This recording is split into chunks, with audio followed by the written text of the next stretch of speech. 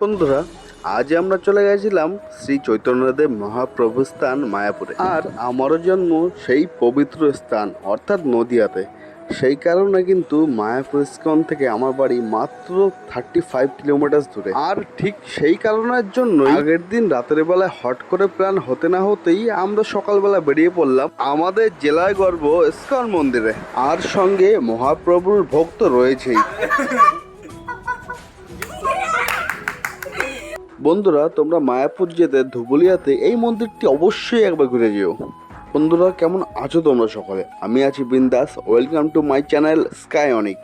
আজকে কিন্তু ওয়েদারটা দারুণ ছিল বন্ধুরা, সেই জন্য বাইক রাইড করতেও দারুণ মজা পাচ্ছিলাম।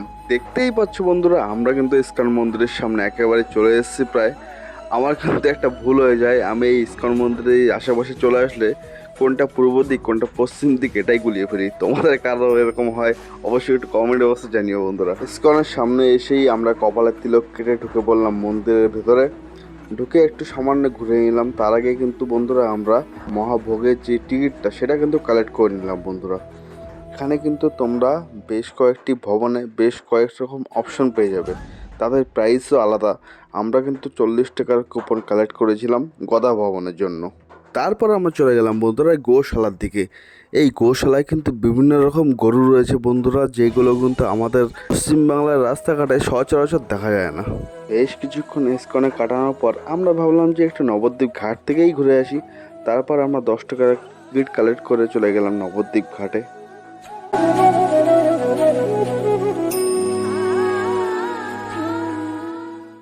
তারপর আমরা এই হনুমানদের একটু বিস্কুট খাওয়ালাম আর টিনার সঙ্গে একটু মজা করলাম। আমাকে ধরছে তো,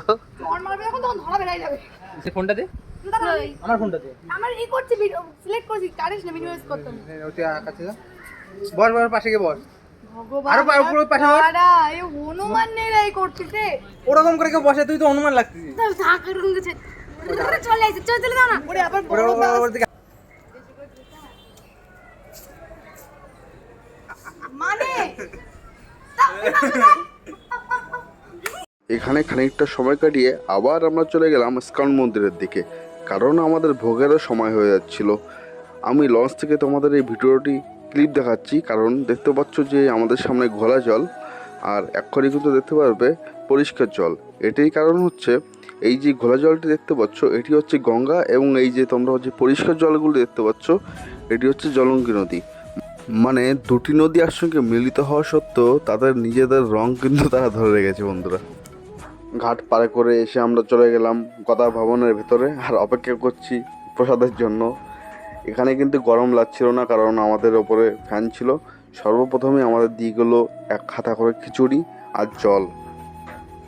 বন্ধুরা, বরাবরই কিন্তু আমার লাইফে বেস্ট খিচুড়ি কিন্তু মায়াপুর ইস্কনে। এরপরেই বন্ধুরা চলে এলো ভাত, ডাল এবং 2 রকম সবজি। প্রত্যেকটি ভোগই কিন্তু অসাধারণ ছিল বন্ধুরা খেতে। আর একদম লাস্টে দিয়েছিল বন্ধুরা আমাদের আমড়ার চাটনি। এরপর কোনো ক্লিপস কিন্তু আমার ফোন থেকে নেওয়া হয়নি গাইস, কারণ আমি মনে করি ফোনের লেন্স থেকে বেশি সামনে থেকে দৃশ্য দেখে বেশি আনন্দ বেশি উপভোগ করা যায়। তাই পরের মুহূর্তগুলো আমরা আমাদের মতন করে এনজয় করছিলাম। তারপরে আমরা সন্ধ্যা 7টা 7:30 নাগাদ এখান থেকে বেরিয়ে যাই। তো বন্ধুরা, তোমাদের ভিডিওটা ভালো লাগলে অবশ্যই একটা লাইক করে দিও, আর অবশ্যই আমাকে প্রথম দেখে দেখলে চ্যানেলটা সাবস্ক্রাইব করে দিও।